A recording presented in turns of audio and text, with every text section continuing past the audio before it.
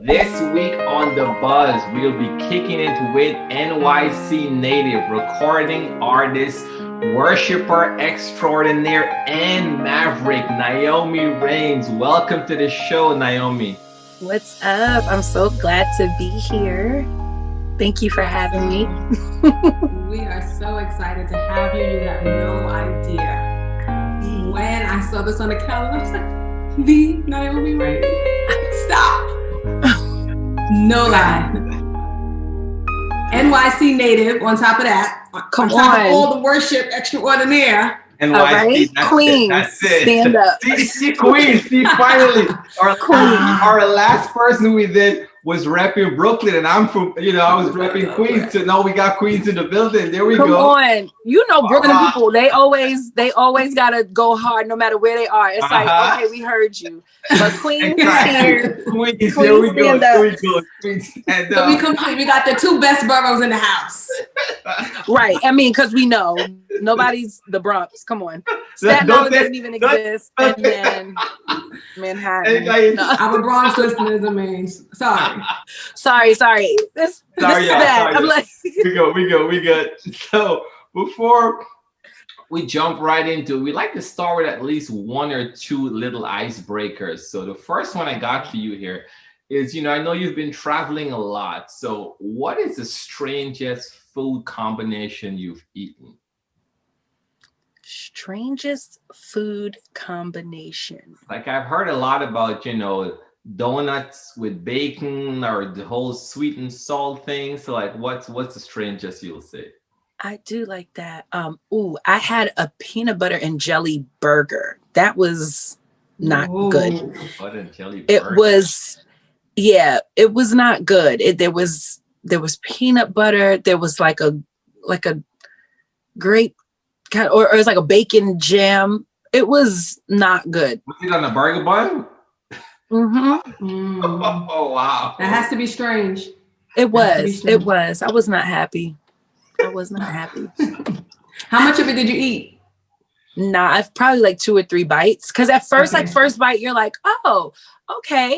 And then you take another bite and you're like, oh, okay. And then the next bite is like, okay.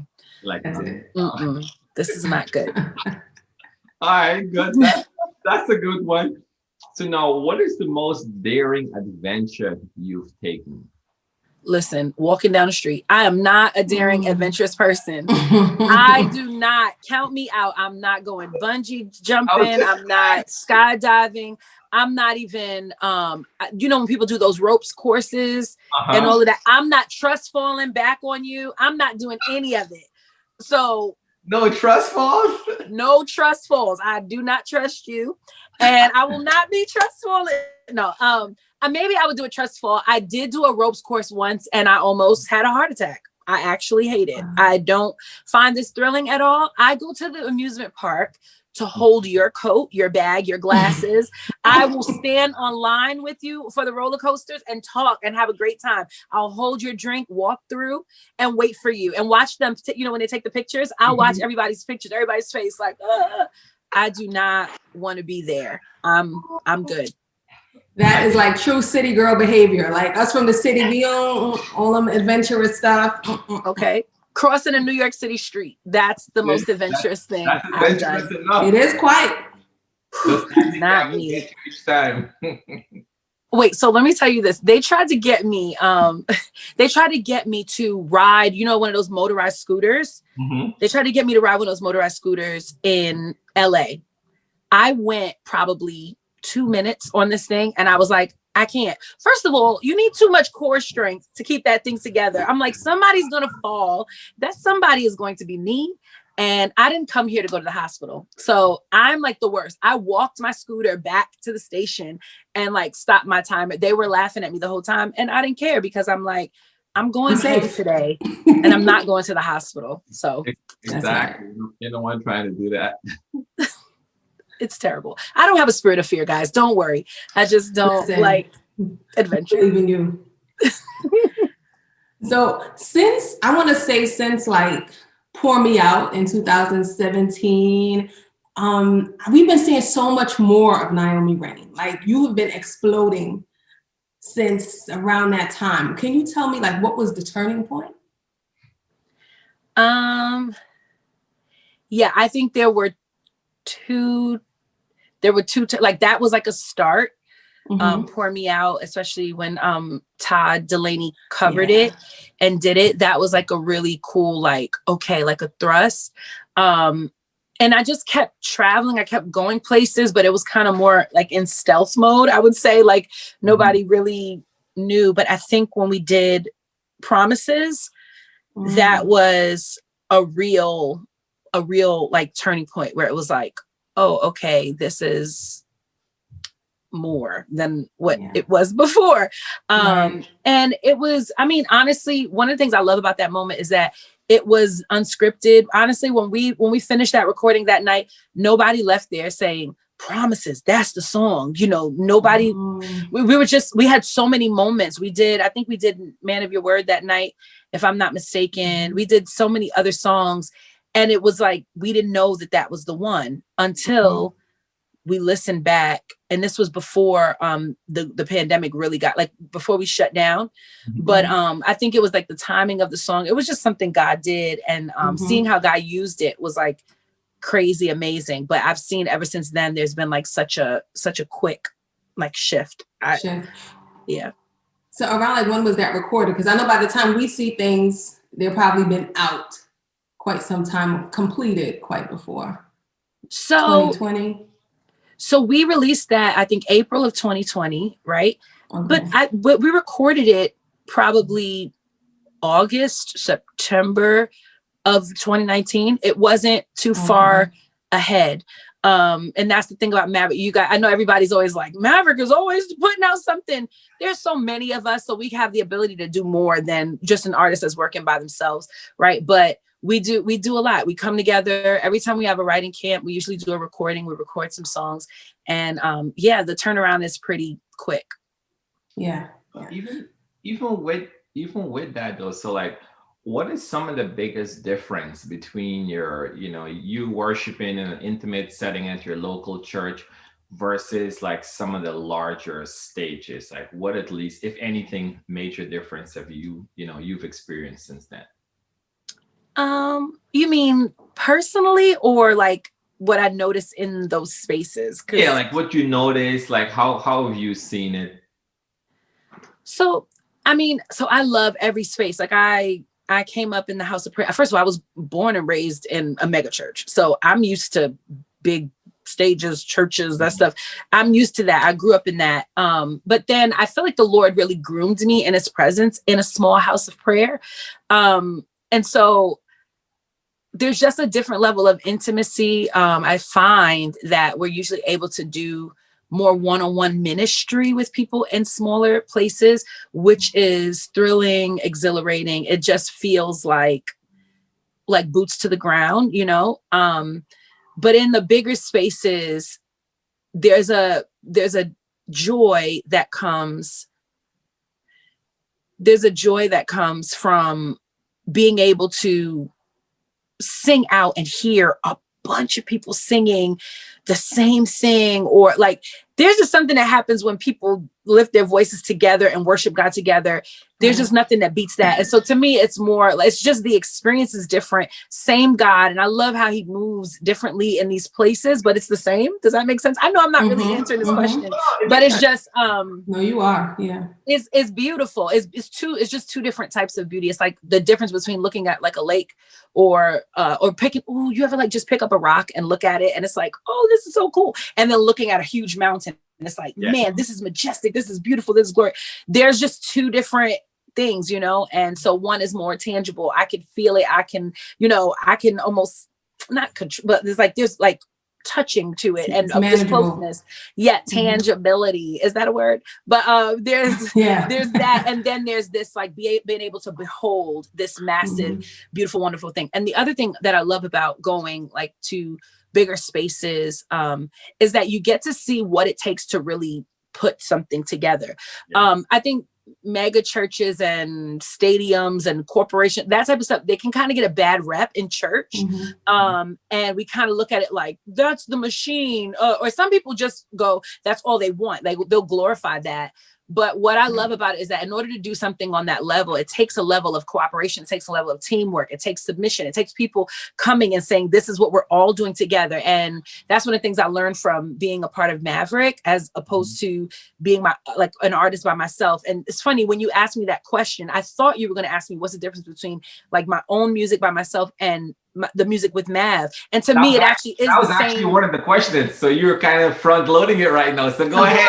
But I feel like it's like the same question. I feel like it's the same thing. It's like this one thing that's like, I have control over how the music sounds and all of that. And it's beautiful. It's my creative expression to the Lord. It's that, right? But then when I get to be a part of Mav, I'm a part of something that's bigger than me. And so I'm able to collaborate and pull from others. Sometimes we don't agree and there's challenge. I'm challenged there. But it sharpens me. It stretches me.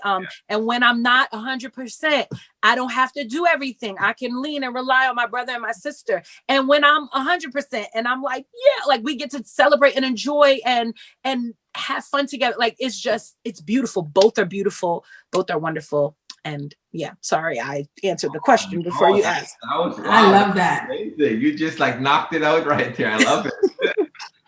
and it made me think about how grateful I am for Maverick. And that because coming from like a small church all my life, and then seeing it appears, yes, it's a big sound, right? So when you guys do worship, it's a big sound, but when you guys do the videos, you get to see a small group of people enjoying worship together. Yeah. But that small group is creating a huge sound. Yeah. And you get to do exactly what you said. Behold the glory of the Lord in that place. And it's so powerful. It's so great to be a part of. I know, being from New York, one of the things that I learned when I was really young, I went to the Apollo. I don't know if y'all remember watching Showtime at the Apollo. Yeah. Mm-hmm. And when you look at it on camera, it's so big. It's like, oh, this is majestic. This is dope. And then you go to the Apollo and the stage is like this small, and you realize that most of that was like camera angles, and the experience that you had at home, you're like, I don't know if I'm going to have that same experience. But then the show starts and you're like, woo, woo, like cheering or booing whoever you wanted to. I didn't really do the booing. I just watched other people boo, like, I couldn't do it. We cringed.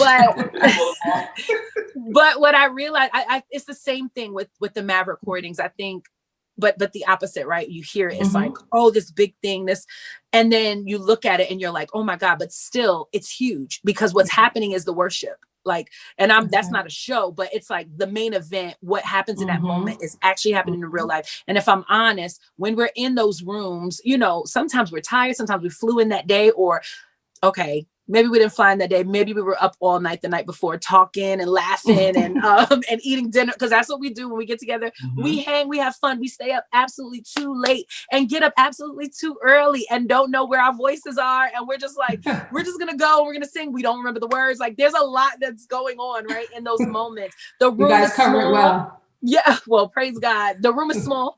There's a lot of people in the room. The room is hot. There's like a lot of reasons to be like, oh man, this is not comfortable. But there's something there's something that happens when the music starts and when those lyrics start to go forth and those voices start to go forth. That's like, man, God is here, So I'm grateful. I'm super grateful to be a part of it. Like, and we feel it. We feel it. Like, we feel that shift. We feel everything. And we would, have it on repeat, and you get it there over and over. And you're like, it's just something impactful about that. So yeah, definitely. And you talked about you guys hanging out late at night, eating food together. How important is that connection that you guys have with one another to the sound that we hear? It's vital. We're actually family. Like, people don't get it. We're actually family. We actually love each other. We have a chat. We talk every single day. We defend each other. We correct each other. We love on each other. We encourage each other. We see the moments that nobody else gets to see. We've kind of gotten a lot of popularity very quickly, and that can be difficult. And so we're walking with each other.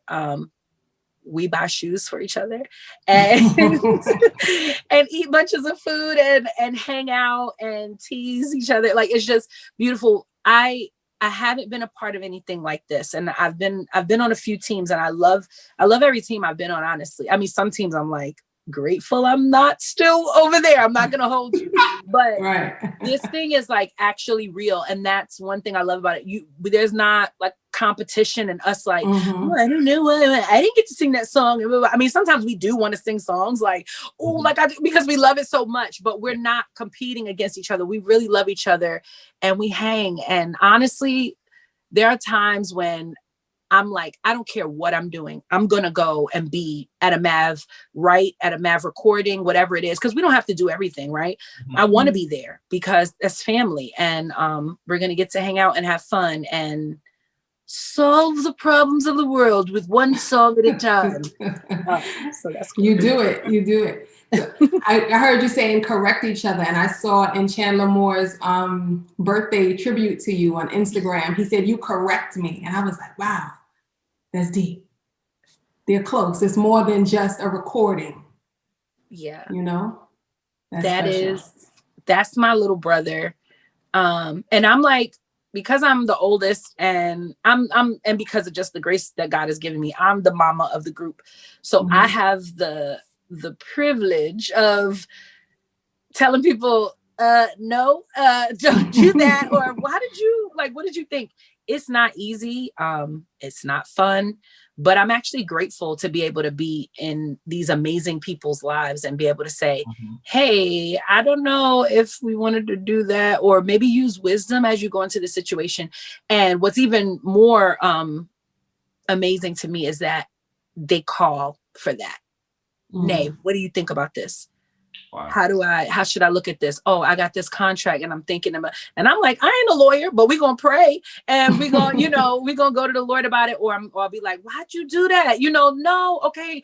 Talk to them and say this, but that's a privilege that people will call you and say, hey, I know that there's a grace on you for this. And I'm open to correction. That is beautiful. And I think, like, to be honest, that's one of the things I'm praying for us about, because it's a big group of us. There are a lot of us. And like you said earlier, like Sherwin, there are people that everybody's not happy, and there are people that would try to bring us down personally, and it's really the enemy.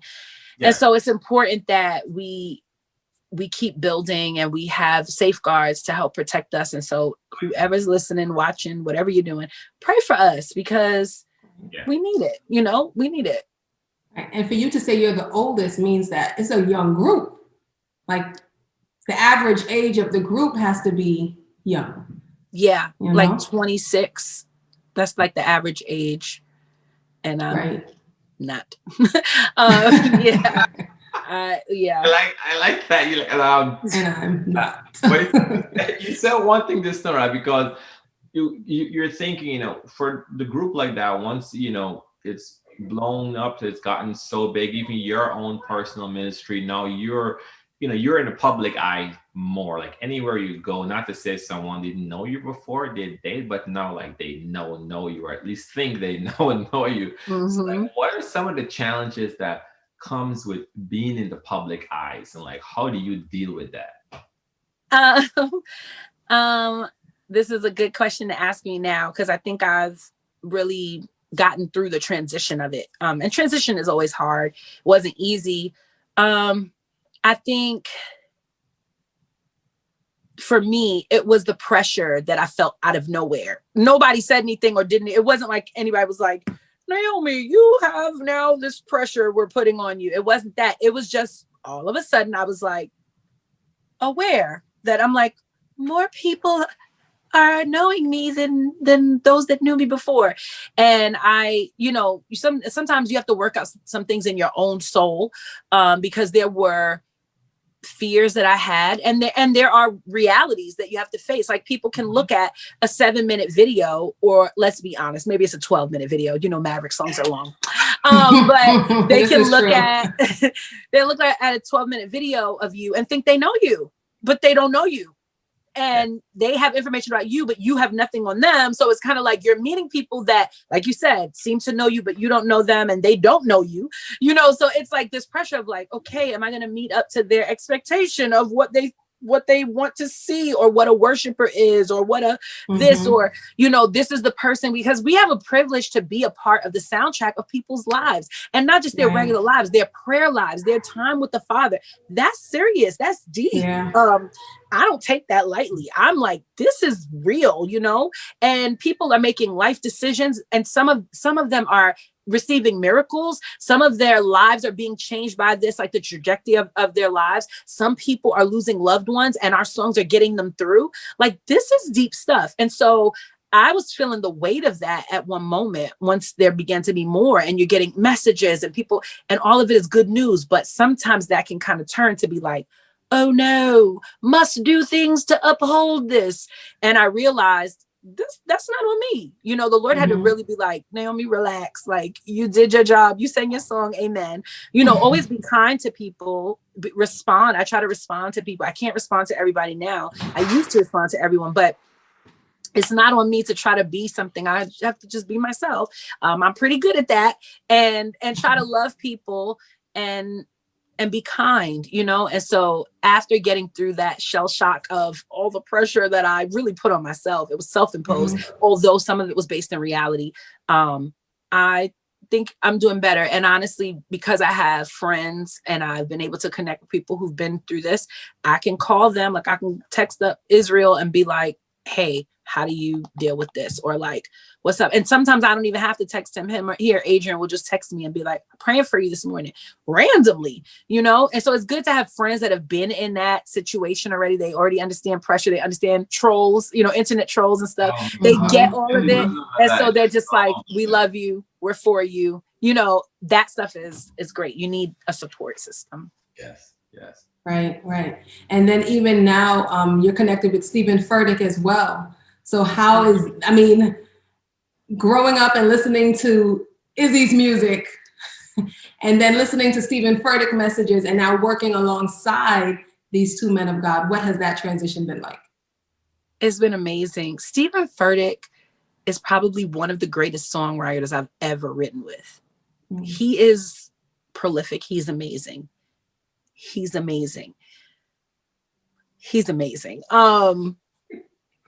I tell him, like, I think we brought something out of you this time. Old Church Basement, this album is going to be, it is amazing. It's amazing. I think it's one of the best things we've ever done, because it brings who he is, who Chris Brown is, Tiffany, all of the writers, right? And us, and because we wrote as well. And then who we are, just, you know, it's just and it's amazing to work with somebody of Pastor Steven's caliber. There's something I learned, like, just being around him. He's a real good leader. He really understands people, and he knows how to carry himself in a room. I can't even really, I won't even go all the way in because I can't put my finger on it completely. But when you're with him, you feel significant and you feel important. And it's not because you're just in his presence. That's not what it is. It's like he has a way of asking you questions, talking to you in a way that makes you feel like, oh, I found value in something that I'm doing. To me, that's a gift. I think that's how people feel when they talk to somebody like Oprah or, you know, really a lot of pastors have that, right? They have that gift to like help you feel. And interviewers, y'all, like, I feel like, man, I'm special right now. Like but he has that thing, you know, and he asks you questions and he says things in a room where it's like, and he disarms you because you almost want to be like, it's Steven Furtick, you know, and be like nervous. And it's like, oh, I'm Steven Furtick. You know, and it's like, but you're Naomi Raine. You're Steven Furtick. I know, I didn't grasp that. I mean, I've been knowing I'm Naomi Raine for my whole life, but it's still a little different the way y'all see me than the way I see me. Because I'm loving the extra voices and the animation. I'm loving it. This is the side I haven't seen as much, so I'm taking on. I'm loving this. We keep this under wraps, you know. I'm a little animated. I like it. It's just a little bit of drama in my life. You know. I love it. It's good. It makes for great Insta stories. Your Insta stories are great. They keep me entertained. I'm like, yes, girl, me too. We have so much fun. Yes. So go ahead, No, I was going to swing right into, because we get to see a little bit of the parts of your life that you choose to share on social media. How do you feel, or how do you want young people to be drawn, or how do you expect young people to be drawn to a lifestyle of worship through your artistry and through, the lens of your life that they're able to see? Yeah, I hope that, okay, because I try hard to be authentic. I mean, as you can see, this is me, y'all. It is what it is, and you get what you get. I think that's one of the major things in worship. We have to actually be real with the Lord. And sometimes we go into encounters and moments with him, like still hiding, still pretending, still like, yeah, Lord, this is exactly what I want. And what, like, we come in pretending. And I don't think God wants that. He doesn't need it. He's God, and he wants us to worship him in spirit and truth. So if it's like a good day, we worship him like, oh God, it's a good day. If it's a bad day, it's like, man, God, it's a bad day. And we worship from that place. A broken and a contrite spirit. Like, that's what he desires. That's what he wants. And he's not going to like snuff out a smoldering wick. That's not who God is. He loves us and he wants us. And so, I'm praying that as I worship authentically, that people would feel that and go, oh, that's it. Just be myself. Just talk to the Lord. Just talk to Jesus, just start talking. Yes. You don't need the these and thous. You don't need to do like this with your hands. You don't need to get on your knees. You don't have to do that. And there are stages to it, but I'm praying that young people will go, okay, maybe it wasn't about the form or the fashion or, how the rules so much. And I'm not talking about holiness. I'm just talking about like what it takes to get to God. It's just Jesus, And so we worship through that lens, and I'm praying that they'll hear that and they'll feel that and they'll be like, all right, I want a relationship with God. Maybe he's not requiring all the things that I thought I couldn't do. He's just requiring me. And over time, he'll wash me clean. He'll mold me. He'll produce the fruit and bear fruit in me, the fruit of the spirit, that I would become loving, patient, kind, faithful, and have self-control. I think sometimes we try to jump to the end of a thing. And if we let God just plant seeds in us and let that fruit grow, we see that he's really done this work. So I don't want anybody to hear that and be like, okay, great is your faithfulness toward me. Okay, God, I'm going to be somebody who knows that your faithfulness is no, like live, let God show you and respond, take the music, let it be something that just blesses you. I feel like, I really feel like we need more just authentic encounters with the Lord, not what we make up. We make up so much. We make up so much, and faith without works is dead, right? Like, there's things that you have to do. Like, you have to actually get in the game. Come on, y'all. Like, let's do something. But we just start to put on so much. And so if you're going to put on anything, put on love, and love folks, and try to ask the Lord questions, about, man, how can I love people better? And how can I love you more, Lord? Let's ask those questions. Let's start working on ourselves instead of trying to look like something or trying to chase something. And anyway, y'all know I can go on a tangent with this. I just want the young people to be real, but in a way that honors the Lord, and acknowledges the truth. Yeah. I love that, not to try to look like something that I noticed about you and Mav. You guys in your worship sets, you guys are dressed down. Like, y'all are chill. And I think that sends a message in and of itself. The first time I saw it, when we think of lifting hands and in an explosive worship session, in general terms, growing up in church, everybody's all decked out. They, when you're laying prostrate, your heels are on still and all of that good stuff. But y'all in jeans and t-shirts and worshiping deeply. It's not a game worship. Right. So even what we see on screen translates that same message. Come as you are. Because let me say this. Think about it. Every culture has a wardrobe, right? There's only one God, though. There's not an American God and a white God and a black God or a Chinese God or a Indian God. So in India, he's one way, or that God wants you to dress in a sari. And in China, that God wants you to dress in, what does it matter? Like, seriously, as long as you're modest and not, scantily clad and half naked or doing something that's dishonorable or inappropriate, like, what does it matter what you wear? Do you think God is really saying to you, American person that's in jeans, you can't worship me, but a person in Africa who might not have clothes, they can worship? It just doesn't make sense. And even in some of those villages where they don't wear tops, right? They can't worship God. And so this is what a lot of that is. We've got to, okay, I'm about to go off. We've got to break down a lot of the colonialism that has made its way into our churches and into our Christianity, because we started to dress like a type of people, and a type of people, their culture, their way, became Christianity. And that is not real. That's not accurate. And honestly, I really believe that if we read our Bibles, right? If we actually read our Bibles, we would see that in the epistles, the apostles are writing letters to the churches and helping them to navigate culture, helping them to navigate and be Roman church, be Roman, be the Roman church. Galatia, church in Galatia, be the Galatian church. Okay, y'all got other issues and stuff that's going on, but there was never a requirement on you got to look like, you got to blah, blah, blah, blah, blah, outside of don't get crazy and, like be immodest and go off.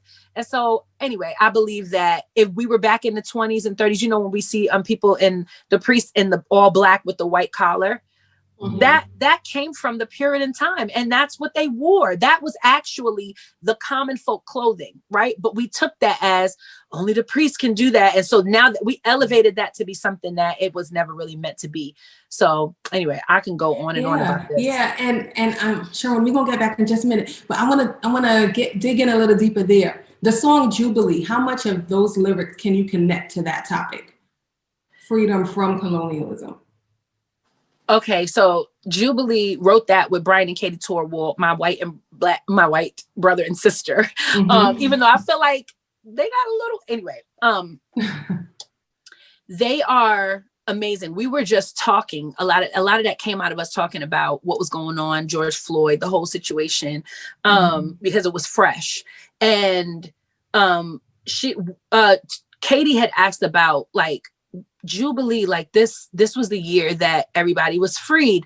Well, no, we thought at first it was like just a celebration. So we decided to research it and look it up. It was like, no, like this is when slaves were released, debts were forgiven. That's why they were rejoicing. The rejoicing wasn't because it was just time to have a party. It was because the 49 years that came before it, everybody was paying a penalty. Everybody, had to do things a certain way. And that was what it was. And now this was the chance and opportunity to be free. Yeah. Jesus said when he walked into that temple that this was the acceptable year of the Lord, right? This was that year of Jubilee. This was the time where everybody was going to be set free and all their debts were going to be paid. And many times we look at how we dress, how we come, right? The stuff that we do as that being the offering that we give to the Lord. Now this is acceptable, for you. And this is what's going to make me free. And this is what's going to buy my freedom. No, none of that stuff is actually what buys our freedom. All of this stuff that we give the Lord should come out of a relationship with him, right? Out of a relationship, whatever we offer, whatever holiness we have, that's our sanctification process. That has nothing to do with salvation and freedom. And the scripture says it's for freedom that we've been made free. And I think that many of us go, I've been free to come back into some type of stronghold and be pleasing people and looking like I have to look like I'm a Christian. What does that look like? I have a nose ring in my nose. Am I not a Christian? Like these are just things. And you might go, no, you're not. Brandon is tatted up, tattoos all over his arms. When I was younger, I used to think, that person they're a biker. I wasn't even thinking they're like a Satan worshiper or something, but you would think a biker can't love Jesus. What?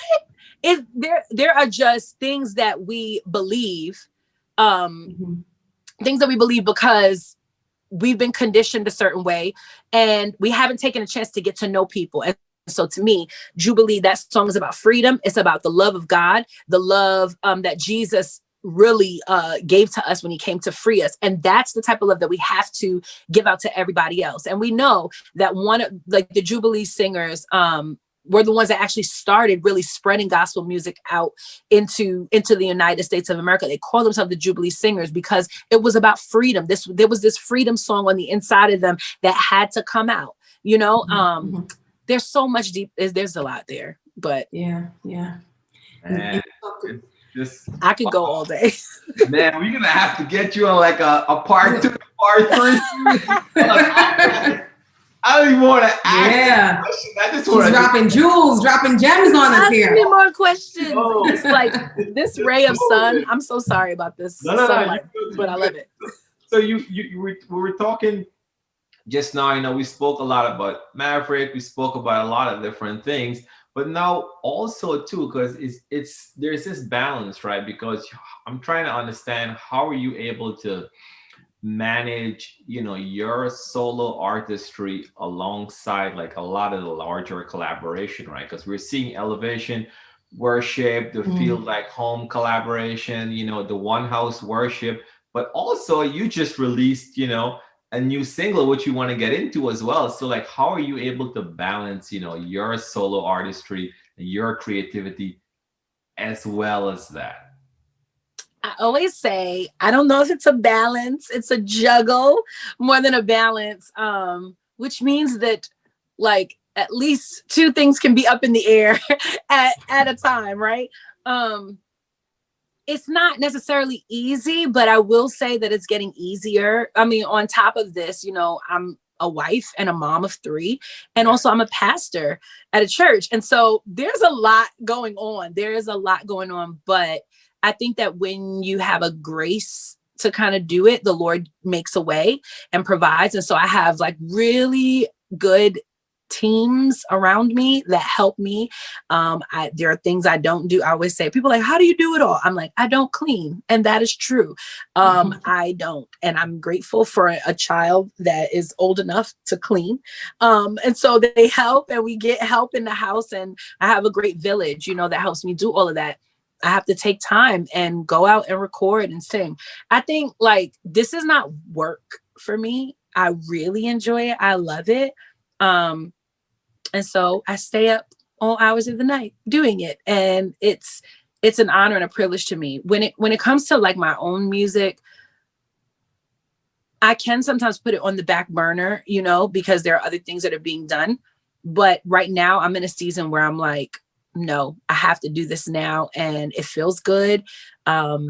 There's time and space to do it. And we're making room in the calendar. It's a lot of like maybe saying no now more than I said last year.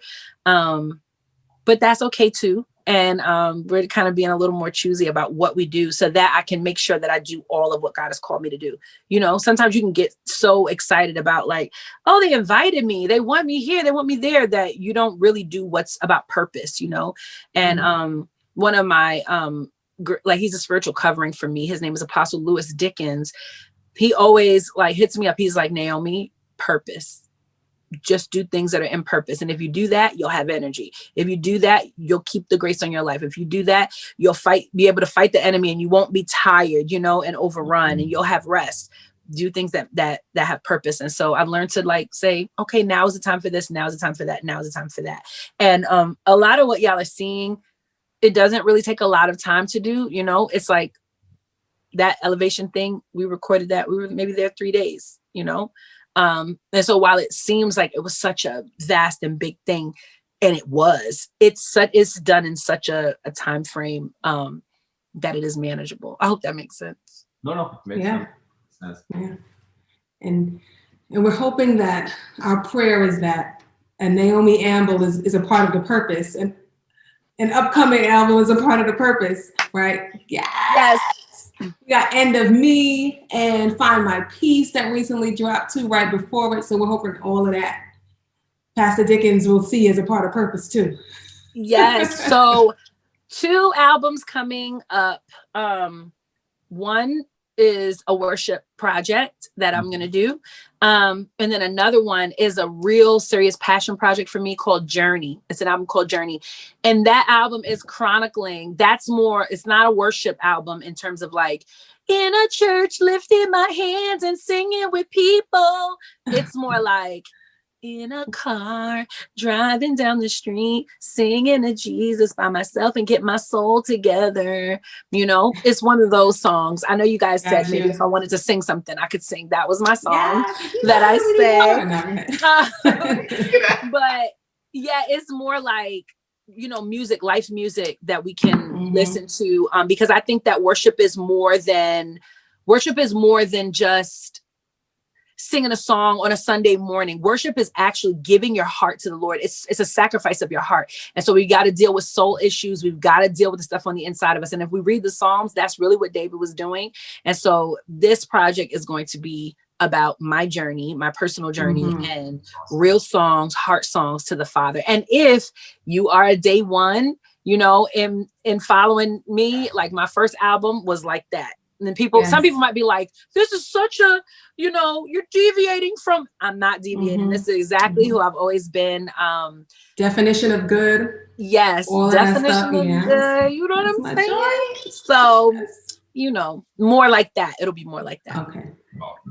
Awesome. And if you wait, I mean, so I guess the two things real quick then. So with kind of backing up a little bit to End of Me, right? So I mean, that song, that's a powerful song. The messaging, everything is kind of like, you know, I'm not moving until you like, so just kind of tell us a little bit, because I got a little bit, you know, of when, you know, the whole story in the Bible of, you know, with the angel, and he's like, you know, I'm not moving until you bless me. But there's also like just this cry of they're like, hey, you know, I'm just gonna stay in this place however long it take. But that's my interpretation. But you know, you wrote the song, I'm gonna have you go with it. I wrote it with two friends. I wrote it with a Daisy Noel and with Marianne George. Y'all probably know her. She's a Maverick as well. Yes. And we wrote that in the midst of the pandemic on Zoom. And we were just kind of saying like, man, God, whatever you want, you know, I think we all kind of hit, I'm not going to call it rock bottom, but I'm going to call it pandemic bottom or quarantine bottom, where we all were just like, Lord, whatever you want to do, like, just do it in me, do it with me. With us being home and having to really face ourselves and make some real decisions about how we want to live. There was such a threat of dying, you know, that you had to start to decide and say, okay, am I going to do this or am I not, you know? Yeah, that song comes from that place. It's saying, I've come to the end of me. You're doing a new thing, you know, and search me, do your good work in me. This is just the beginning. I'm ready for all that it will bring, you know, like if I need healing, if I need hope, you're the answer. You're the more, give me whatever you need me. Cause I'm not moving till you're moving. I'm just really going to be fully dependent and reliant on you. And I think that in this quarantine season, we realized just how dependent we are on the Father and how much we need him. And it's like all the stuff that we thought was going to sustain us, that it was going to work, that it was going to happen in 2020, because that was going to be our year and we were going to have vision and sight. We saw, all right. We saw who God is, that God is God, that life is life. Because some of us walk through life as if it's just like everything's going to be sunny and bad things don't happen. And that's not true. You know, we live devoid of that. And some people walk around like, well, life is just drudgery and there's nothing to live for. And I think we found a fight even during this whole time of 2020. I think many of us did find a fight and say, no, I want to live. I want to live and I want to declare the work of the Lord, the word of the Lord, and do all the things, you know? And so, yeah, that song is from that place. And honestly, I actually feel like that song is way more prophetic than I knew and understood. I felt like when I was recording that thing, I sang it, I finished singing it. And I felt like the Lord said, and now you like the next year, because I recorded that in 2020, I want to say November of 2020. And I felt like the Lord says, that's the song for your next year. And I was like, he was like, well, buckle your seatbelt, fasten it up, because if you're ready for all that it'll bring, let's go. And I remember just thinking in the days after that, really in the months after that, like, through November, through December, even into January, I was like, Lord, what is about to happen? Because I'm ready. And, you know, we see what has been happening and what is continuing to happen. And it's like, all right, Lord, whatever you want. It's super prophetic for me. And so I'm praying that it'll bless y'all as much as it's blessing me. It's already blessing us. It's already, it's an amazing song for sure. Sure. So Naomi, can you give us a little bit? Can you give us a little tune? A little something. Let me see. I probably could sing that one. Now, y'all know I'm about to go look up the words, right? Because I'm the worst at the words. I'm so bad at knowing my own words. But maybe I'll sing End of Me. It would be bad if I couldn't find the lyrics. It's all good. It would be so bad. Yeah, I probably can't. Well, we're going to try to sing it and not know it. Oh, should I sing Gyra? Sorry, I'm this person that never knows what to sing. I'm a whole singer. That's cool. Just never know what to sing. Whatever, it doesn't matter. Okay. Let me find out. Well, your lyrics are everywhere because I just. Oh, right. I should go online. Yeah, I just found them on genius.com. This is how you know I should be better at this. That's how you know you big. Oh, you're so sweet. Okay. There it is. All right. I hope they're right. Hard pressed on every side, I felt each tear that I've cried. Please help me to see that I'm never defeated. And I will not lose heart. I'll fall in line and I'll do my part. This trouble won't outlast, no, your beautiful promise. Death at work in me, my mortal body, but life at work through you. I have come to the end of me. It's a new thing you're doing. Stir up the spirit of faith in me. I'm open, I'm willing, Jesus. Do your good work in me. This is just the beginning, and I'm ready for all it will bring. Yeah, if I need wisdom, if I need strength, give me perspective. Give me your rest, and I will take hold of all that you said, 'cause I'm not moving till you're moving. If I need healing, if I need hope, you are the breakthrough.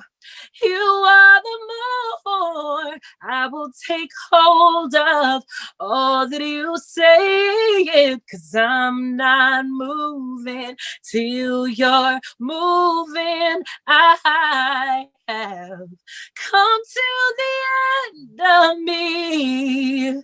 It's a new thing you're doing. Stir up the spirit of faith in me.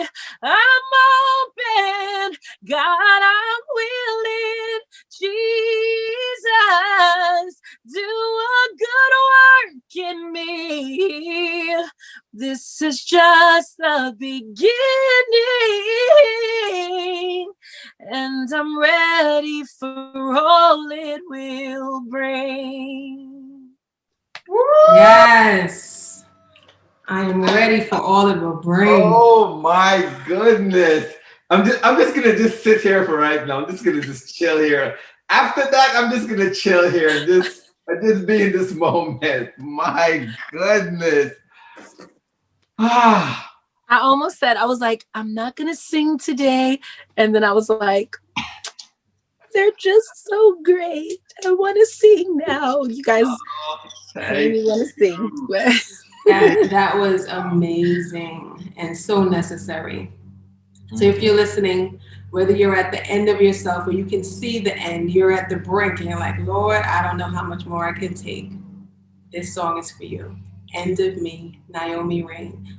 Available everywhere digitally. Go cop that. And the visuals. Thank you, Naomi. That video and that video was just it was amazing.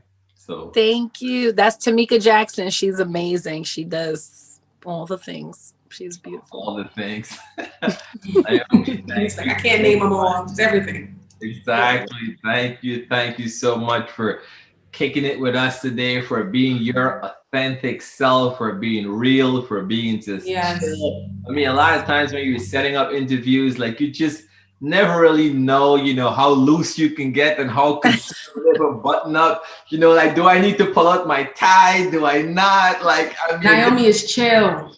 Chill. And NYC represent. Life is too short to be uptight. But thank y'all for making me feel comfortable. I'm so grateful. This was amazing. I felt really good. So thank you for having me and for shout out to your team. You're welcome. Shout out to your team. Super professional, super responsive. Your team was amazing. So thank you. I can't wait to wait. Can you say that again? I'm gonna get that again so that they can see that. Shout out to your team. Shout out to the team. They were super responsive. Oh, wait, one more time. Okay, sorry. Go. Okay. Shout out to your team. They were super responsive, super professional. Love it. Yes. Shout out, y'all. You're doing great. We love you.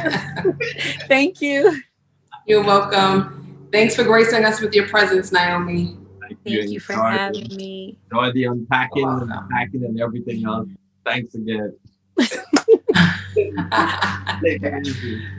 You too. Bye. All right. Bye-bye.